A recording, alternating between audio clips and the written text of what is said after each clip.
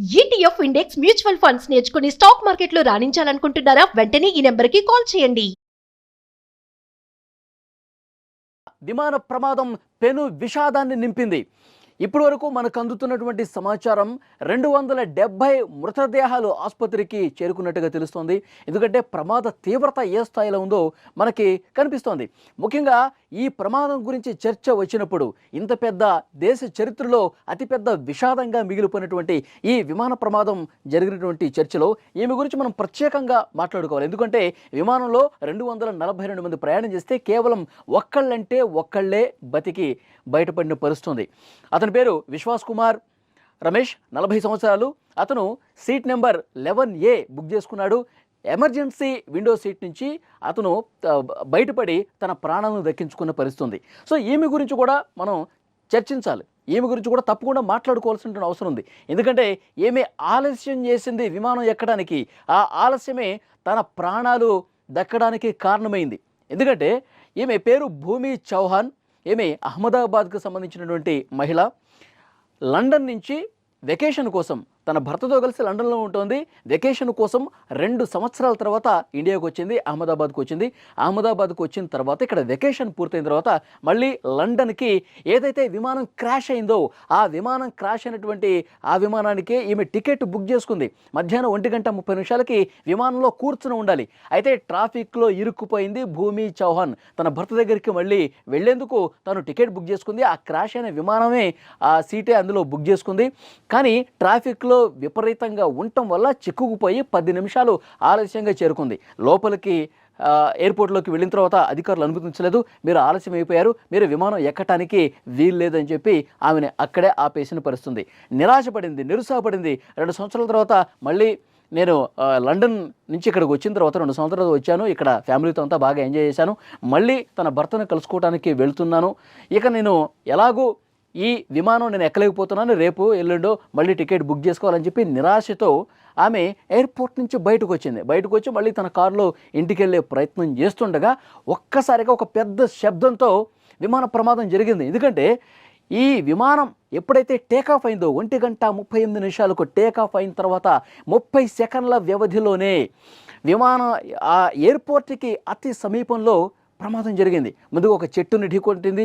ఆ తర్వాత మెడికోలు ఉన్నటువంటి ఈ బీజే హాస్పిటల్కి సంబంధించిన హాస్టల్ భవనాన్ని చాలా బలంగా ఢీకొట్టి వెంటనే పేలిపోయింది. పెద్ద ఎత్తున మంటలు వ్యాపించాయి. ఎందుకంటే ఆ ఎయిర్పోర్ట్ వరకు సౌండ్ వచ్చింది. అంత పెద్ద బ్లాస్టింగ్, క్రాషింగ్ జరిగినటువంటి పరిస్థితి. ఆ విమానంలో ఉన్నటువంటి అందరూ కూడా చనిపోయారు. ఆ మంటల్లో కాలి బూడిదైపోయినటువంటి పరిస్థితి. మొత్తం 242 మందిలో ఒక్కళ్ళే బతికి ప్రాణాలతో బయటపడ్డ పరిస్థితి. ఎప్పుడైతే ఆ వార్త భూమి చౌహాన్ చూసిందో, ఎందుకంటే ఆ విమానంలో తాను ప్రయాణం చేయాల్సి ఉంది. కానీ అదృష్టవశాత్తు మనకు ఒక సామెత గుర్తుంటుంది, ఆలస్యం అమృతం విషం అంటారు. కానీ ఈమె ఆలస్యం చేయటం వల్ల అదృష్టంతో ఆమె బతికిన పరిస్థితి ఉంది.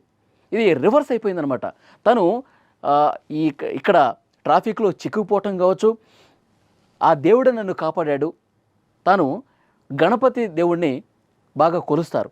ఆ గణపతి దేవుడే నన్ను బతికి ప్రాణాలతో ఈ విధంగా ఉంచాడని చెప్పి తను నమ్ముతోంది. తర్వాత తన ఎక్స్ వేదికగా తన పోస్ట్ కూడా పెట్టింది. తర్వాత తన మిత్రులకి, సన్నిహితులకి, కుటుంబ సభ్యులకి తన క్షేమ సమాచారాన్ని చేరవేసినట్టు పరిస్థితుంది. ఆ గణపతి దేవుడే నన్ను కాపాడాడు. నేను ఆలస్యం అయిపోయింది, ఇంకా నేను పూర్తిగా నిరాశలో ఉండిపోయాను. నేను ఈ విమానం మిస్ అయింది కాబట్టి మళ్ళీ నేను బుక్ చేసుకోవాల్సిన పరిస్థితుంది. నేను సమయానికి చేరుకోలేకపోయానని చెప్పి ఆ క్షణం తను బాధపడింది, నిరాశతో ఉంది. కానీ తను మళ్ళీ ఇంటికి వెళ్ళే సమయంలో కారులో ఉండగానే ఈ వార్త విన్న తర్వాత తను నిజంగా నా శరీరం వణికిపోతుంది. నేను ఇంత పెద్ద ప్రమాదం నుంచి బయటపడ్డాను, ఆ దేవుడు నన్ను కాపాడాడు, నాకు అదృష్టం ఉంది, భూమి మీద నాకు నూకలు ఉన్నాయి అని చెప్పి ఆమె మాట్లాడినటువంటి పరిస్థితి. సో నిజంగా ఆ విమానంలో ప్రయాణిస్తూ కూడా ఒక వ్యక్తి, ఇంతకుముందు నేను చెప్పినట్టు ఆయన విశ్వాస్ కుమార్ రమేష్, 40 సంవత్సరాల వ్యక్తి, 11 నెంబర్ సీటు అతను బుక్ చేసుకున్నాడు. అతను గురించి కూడా మనం ప్రత్యేకంగా మాట్లాడుకోవాలి. ఎందుకంటే ఈ ప్రమాదం జరిగిన తర్వాత అందరూ చనిపోయారని చెప్పి వార్త ఎప్పుడైతే బయటకు వచ్చిందో ఒక్కసారిగా లేదు, ఒక అతను ప్రాణాలతో బయటపడ్డాడు అని చెప్పి సిపి మాలిక్ అనౌన్స్ చేశారు. అహ్మదాబాద్ సిపి చాలా స్పష్టంగా అధికారికంగా ప్రకటన చేశారు. ఒక వ్యక్తి ప్రాణాలు దక్కించుకున్నాడు. 11 నెంబర్ సీటు కలిగినటువంటి వ్యక్తి. అతను ఆ ఎమర్జెన్సీ విండో గేట్ నుంచి ఒక్కసారిగా బయటికి దూకేశాడు. దూకిన తర్వాత అతను కింద పడిన తర్వాత స్వల్ప గాయాలతోనే, చిన్నపాటి రక్తం మరకలున్నాయి, స్వల్ప గాయాలని అతను కుంటుకుంటూ, ఆ వీడియో కూడా నిన్న మనం చూస్తున్నాం, ఇప్పుడు స్క్రీన్లో కూడా మీరు చూడొచ్చు. అతను కుంటుకుంటూ అంబులెన్స్ ఎక్కే ప్రయత్నం చేస్తున్నాడు. అక్కడ చుట్టుపక్కల వాళ్ళతో మాట్లాడుతున్నాడు. సో థ్యాంక్ గాడ్ ఒక ప్రాణాలతో బయటకు వచ్చినటువంటి పరిస్థితి ఉందని చెప్పి దేవుడికి మొక్కుకున్నటువంటి పరిస్థితి ఉంది. సో అతను కూడా ఇక్కడ ఫ్యామిలీని కలవటానికి వచ్చాడు. మళ్ళీ లండన్కి వెళ్ళటానికి బుక్ చేసుకున్నాడు. 11 నెంబర్ సీటు బుక్ చేసుకున్నాడు. ఎమర్జెన్సీ విండో గేట్ పక్కనే ఆ సీటు ఉండటంతో నేను ఈరోజు ప్రాణాలతో బతికి బయటపడ్డాను. ఎందుకంటే మిగతా వాళ్ళందరూ 242 మంది ఉంటే 241 మంది సజీవ దహనం అయిపోయారు, మంటల్లో చిక్కుకుని చనిపోయారంటే ఎంత దారుణమైనటువంటి పరిస్థితి. అంటే ఆ ప్రమాదం నుంచి బయటపడ్డప్పుడు అసలు నిజంగా ఒక షాక్కి గురైంటాడు. తనకి ఏమి మైండ్ కాసేపు పనిచేయ ఉండదు, పూర్తిగా ఒక బ్లాంక్ అయిపోయి ఉంటాడు. సో ఎలాగూ ఆ దేవుడి దయ వల్ల ప్రాణాలు దక్కించుకున్నానని చెప్పి అతను చెప్తా ఉన్నాడు. ఆసుపత్రిలో చికిత్స పొందుతున్నాడు. నిన్న హోంమంత్రి అమిత్ షా పరామర్శించారు. ఈరోజు ప్రధాని నరేంద్ర మోదీ కూడా సంఘటనా స్థలాన్ని పూర్తిగా పరిశీలించి అసలు ఈ ప్రమాదానికి కారణం ఏంటి అధికారులతో మాట్లాడబోతున్నారు.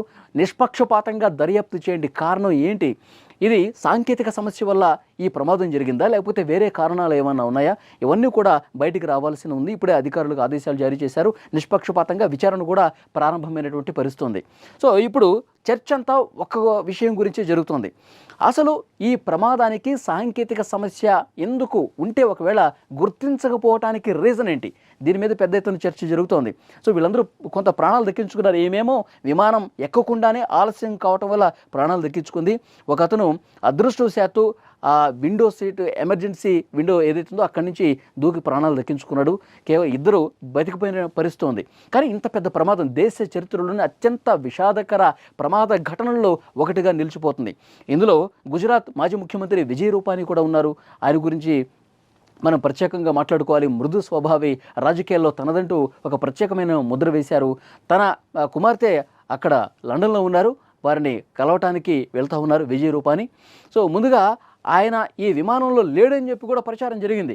ఆ తర్వాత ఆయన టికెట్ బుక్ చేసుకోవటం, బోర్డింగ్ అయినట్టుగా కూడా కొంత సమాచారం బయటికి రావడంతో ఆ మృతుల్లో విజయ్ రూపానీ కూడా ఉన్నారు అని చెప్పి అప్పుడు అఫీషియల్గా అనౌన్స్మెంట్ వచ్చింది. సో ఇప్పుడు ప్రస్తుతం చర్చ అంతా కాక్పిట్ వాయిస్ రికార్డర్లో ఏముంది, cockpit voice recorder black box. ఆ కాక్పిట్లో ఎందుకంటే ఏదైనా ప్రమాదం జరిగినప్పుడు, ప్రమాద సంకేతం వచ్చినప్పుడు వెంటనే అత్యవసర పరిస్థితి వచ్చినప్పుడు ఏటీసీకి సమాచారం అందిస్తారు. మేడే మేడే మేడే అని చెప్పి. మేడే అంటే ఇది ఒక ఫ్రెంచ్ పదం, నాకు సహాయం చేయండి అని దీని అర్థం. సో విమాన ప్రమాదాల్లో కావచ్చు, నౌక ప్రమాదాల్లో కావచ్చు, మేడే అనేది చాలా ఇంపార్టెంట్ ఉన్నటువంటి కీలకమైనటువంటి వాయిస్ అనమాట. మేడే అని చెప్పి 3 సార్లు ఏటీసీకి వచ్చింది ఇన్ఫర్మేషన్. ఏటీసీ రియాక్ట్ అయ్యేలోపే పెద్ద బ్లాస్ట్తో ఈ విమాన ప్రమాదం జరిగినటువంటి పరిస్థితి. ఇప్పుడు పైలట్, కో పైలట్ విమాన ప్రమాదం జరిగిన సమయంలో ఏం మాట్లాడారు, ఈ ప్రమాదం జరుగుతుందని చెప్పి వాళ్ళు గ్రహించినప్పుడు, ఎందుకంటే 650 మీటర్ల ఎత్తుకి, అడుగుల ఎత్తుకి వెళ్ళినప్పుడు విమానం ఒక్కసారిగా టేకాఫ్ పరిపూర్ణంగా జరుగుంటే కనుక ఆ 650 అడుగుల నుంచి ఇంకా పైకే ఎగురుతుంది. కానీ 650 అడుగుల తర్వాత మెల్లమెల్లగా కిందికి దిగిపోతూ చెట్టును తగిలి, ఆ తర్వాత ఆ మెడుకోలు ఉన్నటువంటి హాస్టల్ భవనాన్ని బలంగా ఢీకొట్టి క్రాష్ అయిపోయి అందులో ఉన్నటువంటి ప్రయాణికులు కావచ్చు, స్టాఫ్ కావచ్చు, అందరూ కూడా కాలి బూడిదైనటువంటి పరిస్థితి ఉంది. సో ఆ కిందకి జారిపోతున్నటువంటి ఆ పర్టికులర్ ఆ సమయంలో పైలట్, కో పైలట్ ఏం మాట్లాడుకున్నారు, ఏటీసీకి ఎలాంటి ఇన్ఫర్మేషన్ ఇచ్చారు, ఇదంతా కాక్పిట్ వాయిస్ రికార్డర్లో నిక్షిప్తమై ఉంది. సో ఇప్పుడు అధికారులు ఆ కాక్పిట్ వాయిస్ రికార్డర్ ఆ శిథిలాల్లో ఎక్కడుందో వెతుకుతూ ఉన్నారు. ఎందుకంటే ఆ భవనాన్ని బలంగా ఢీకొట్టినప్పుడు ఆ ఏరోప్లేన్కు ఉన్నటువంటి ఆ టైర్లు కావచ్చు, విడిభాగాలు కావచ్చు, అన్నీ కూడా తునాతునకలైపోయింది, మంటల్లో కాలిపోయినటువంటి పరిస్థితి.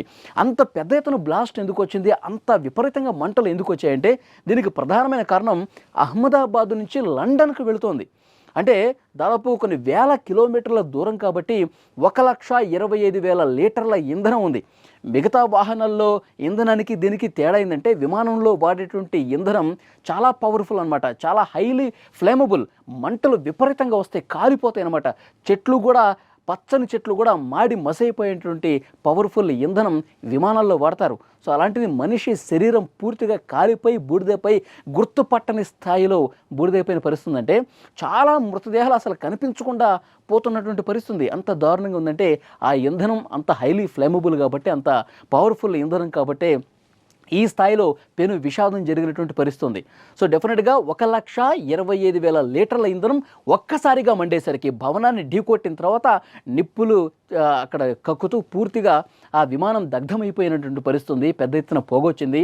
విజువల్స్లో మనం చూస్తున్నాం. ప్రమాదం జరిగినప్పుడు ఒకళ్ళు ఫోన్తో కూడా చిత్రీకరించారు. విమానం కిందకి ఇట్లా జారిపోతూ పడిపోతున్నప్పుడు వీడియో మనకు కనిపిస్తుంది.